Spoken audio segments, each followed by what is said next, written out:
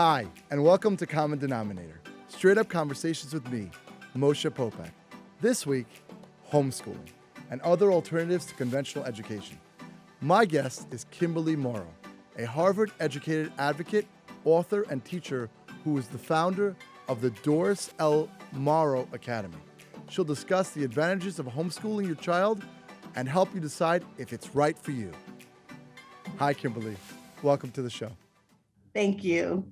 So I saw a recent stat about homeschooling went from, during this COVID period, during this kind of 19 months, 5.5% to over 11% in the U.S.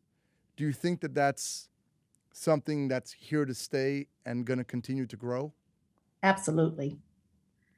Absolutely. And let me just kind of give you a little background. The last traditional type school where I worked was I was the principal for a K through 12 independent study school. And one of the teachers and she was saying, this is going to be the future. Independent study, homeschooling, this is the future. People are going to get away from brick and mortar buildings and get away from traditional education, because I'm sure you know this, Yes. The way they are currently teaching is the way I was being taught. And I graduated high school 35 years ago. And it's funny, just the other day, just something simple. My 15-year-old, he pulls out his iPhone. He's like, "Oh, take a look at this." It's a picture of kids in a classroom with a whiteboard or blackboard at the time from 100 years ago. Yes. He's like, doesn't this say everything? He says to me. Everything, Right. Everything. It's like they have not caught up with the times. So I know, to a layperson, let's say their kids in public school or private school, regular traditional brick and mortar. What are some different types of non-conventional schooling? There are a lot of different online curriculums where I'll give you an example of one that I've used in the past. Time for Learning. That's a great one. I'm not trying to plug somebody's, Sure. business, but I'm just saying that's a great one that I've used. They have these excellent videos that actually explain the problems, explain the work. So it's something where if a parent is not really sure, look, I'm a teacher and I tell my students all the time, I don't know everything. And so I would watch the videos with my students. I go, look, we need to learn this together because there are things that I don't know. So there are a lot, and that's just one company. There are a lot of other online platforms that have where they provide videos. Look, YouTube, you go on YouTube. I ask YouTube all the time. I need to know how to do this. Can you teach me? And then I Google it. And then there it is. There's a video. So it's not like it was in our parents' day where they had to solely rely on a textbook and try to figure it out. And I always see also, what's interesting is that if you just think about it, regular brick and mortar schools. So you go through the year in school, September to, let's say, May, and then they have off for 3 months. So think about when they come back, 5th grade, 6th grade. It probably takes another 3 months till they're acclimated. So imagine you can cut that out, right? Exactly. But you're homeschooling your child. I mean, they're always learning. You don't necessarily, again, and when we say homeschool, it's not necessarily like they're sitting down with a paper and a book.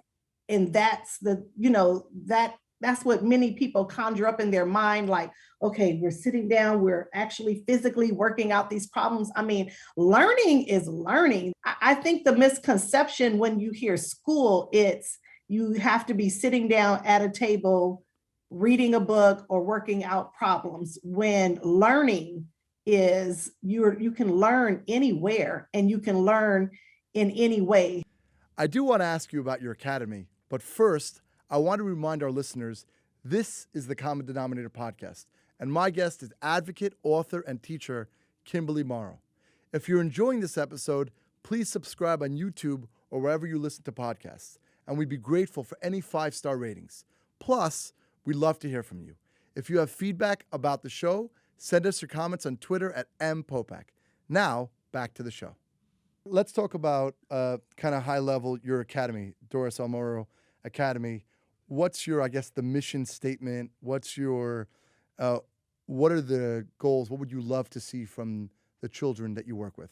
I want to see students love learning and not just think of it as it's just for me to get this grade or it's Mm. just for me to check this box. You know, learning is a lifelong journey. And once I get a kid to understand that it's not about the grade, it's not about checking off that box, it's about the knowledge itself.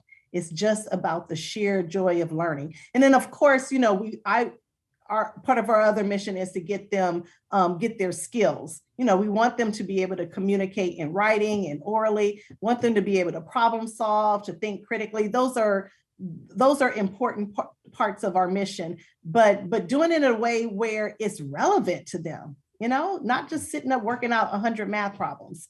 Right, right. No, You know, because I know if we look at right all the things that we did, even going through high school, it's in a practical level as adults, maybe of the information that we did in those brick and mortar schools, maybe 5-10%. I don't know. 'Cause right, we're not doing no right, calculus. In our day to day, I always say, even in business, my business is in real estate. I always say it's literally kind of like fourth grade math.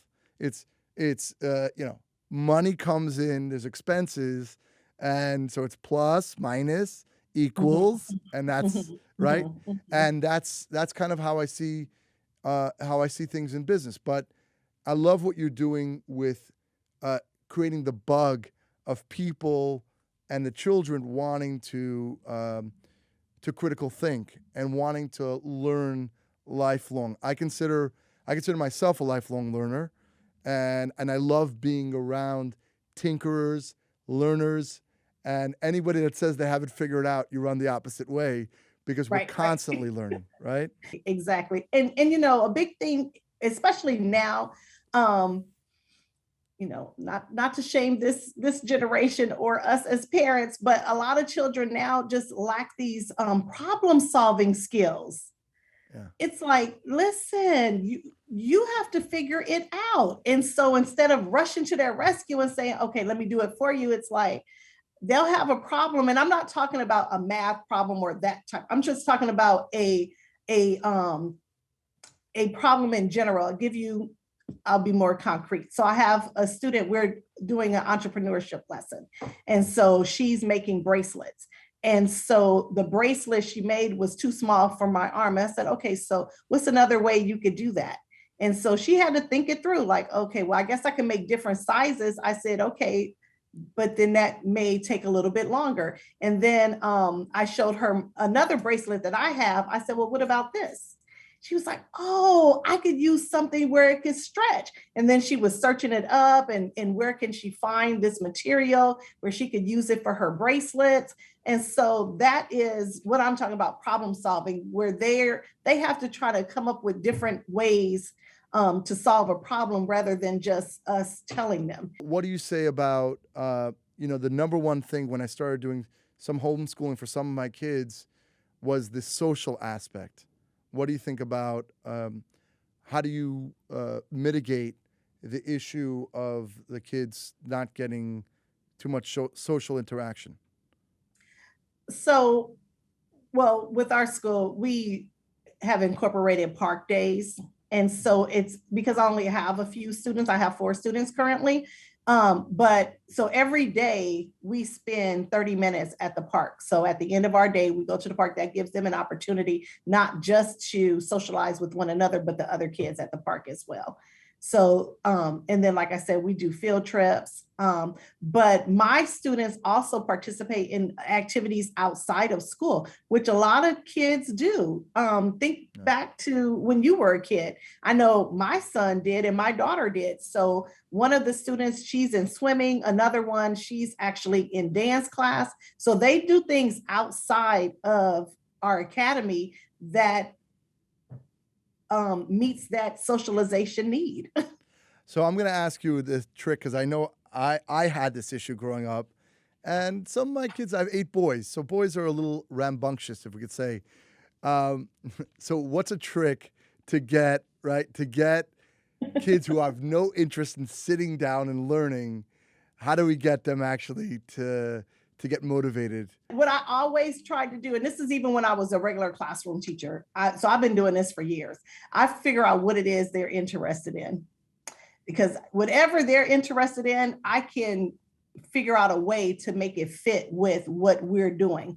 So I had this one kid, he was into ag. That was his whole thing. He had no interest in what we were doing. I taught history, really no interest in what we Yeah. were doing in history class. So then when I put it to him in terms of, okay, well, let's look at the history of agriculture. Let's look at how they've gone from using these particular tools to using these tools. And when I started putting it in his language, something that he was interested in, then I hooked them. So once I get them hooked, then we can start moving into other areas. But first, I always figure out what it is they're interested in. And that's how I reel them in. I love that because I know my brother, I know his son, no reading, no way. So he's like, okay, Archie comics. So he got him in, so he starts reading Archie comics, and now he's just been, now he got the reading bug. So I've actually seen that. So thank you. That's a actually practical, great advice. Yes. And then another thing too is when like I can recognize when I have a student that can't sit down, And so in a traditional classroom, most teachers are like, okay, you got to sit down. You got to sit down. You're driving me crazy. You got to sit down. But I would have students, because again, I'm used to boys.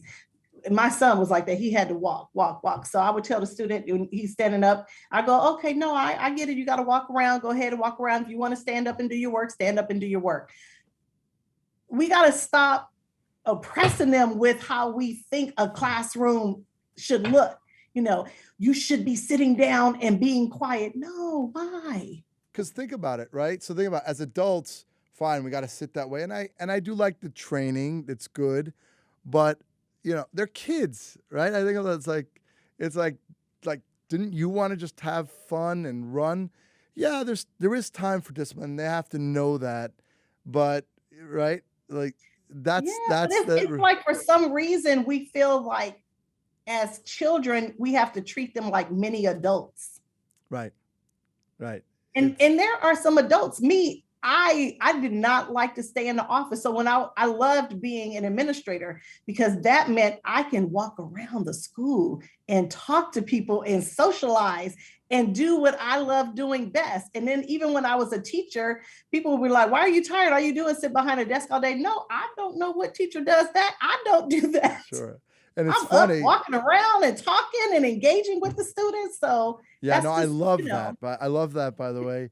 And it's funny because people always ask me, it's like, why do you have 10 kids? I'm like, I'd rather just be around kids. If I could be a kid, I'd be a kid. It's like, so I get that. I get that. That's one of the reasons why I love teaching. And I also love your backstory because I know you initially struggled, right, as a student. And so I love that journey, right? You have to journey to find your way. Yes. And so you're coming from, that struggle and then opening your academy. Exactly. Right. And then the conventional school. So what made you transition from conventional school? It was like, what was the catalyst? You're like, you know what? I'm done with this. I'm going to go and open my own academy. Well, I'll tell you, first of all, like I said, I was a principal of a K-12 independent study school. And I love the whole concept. I have to tell you and your audience this. I was anti parents homeschooling their children before I started working at this academy. I was the person who was like, how are they going to homeschool their children? They're not a teacher. That was my whole thing. You're not a teacher. You're not a teacher. You can't homeschool your children. And so I was so against it. And then I started working at this school and I met this one particular teacher and she really explained to me what it was about and how we can partner partner with the parents to help them with this journey. And I was like, oh my God, I love this. And I started going to conferences and I really started learning all about, what homeschooling and independent study was all about. And so when the pandemic hit and we were forced to do that distant learning, I was like, you know what, I can't do this. And so that I was like, you know what, I want to do more of what I was doing at the K through 12 independent study school. And I really want to be able to put my spin on it. When you work for a district, obviously it's their vision. I have my own vision and I'm 2 years away from retirement. So I thought, you know what, if it doesn't work out, I'm retiring in a couple of years, it'll be okay. So this was my next chapter. So that's really awesome. And I know also you wrote a book, 8 Pearls of Wisdom, right? Yes. So what would you say would be like the top 2 or 3 key takeaways from your book? Use your child's interest as their gateway to learning. So that's actually the title of one of the chapters. And I did that with my son. My son had no use for humans. And I say humans because his love is animals. He had to do a project on the Civil War. He was not interested. And I said, go upstairs and get your animals. And he lit up. And then he identified which animals would be the Confederates, which would be the Union soldiers. And that was his gateway into that. And then we could start talking about other history lessons, not necessarily having to use animals, but that was my way in, because I took something that he loves so much and I used it to help him to get that topic. So that's one of the takeaways. Another one is with parents is just as you can start as early as you see fit to have them start thinking about careers, whether they're traditional careers or even untraditional careers, being an entrepreneur, by just exposing them to different things, by just taking them different places and just pointing out different people who work there. When I was growing up, the only jobs I really knew were teacher, police officer, fireman. And of course, I knew waitress. My mother was a waitress. I knew certain jobs, lawyer, I knew lawyer, doctor, but there are so many careers I had no idea about. None whatsoever. And so just exposing children early. And again, these things don't cost money. It doesn't cost money to do virtual tours, go online and look stuff up. So some things that you can do for free. And then the third takeaway is for parents, self-care. Because while we're doing all of these things to make sure that our children are taken care of, we got to remember to take care of ourselves. Because if we go down, they are not going to. I definitely second that, by the way, because in order to give the best to other people that you love and care about, you have to give the best version of yourself. So self-care. Yeah. So I'm definitely a proponent of that. And I want to thank you very much, Kimberly, for joining the show. And how could the audience learn more about your academy?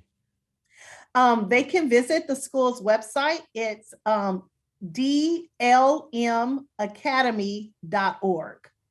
And they can learn all about the different programs that we offer. There are a number of resources. Even if they don't want to join our academy on this homeschool journey, there are resources available with different links to different materials. So well, they can visit the website. It's really, really been a pleasure. Thank you so much, Kimberly. Thank you. Thank you. Thank you. Thanks for listening to the Common Denominator podcast. Join us next week for another inspiring, impactful, and empowering conversation.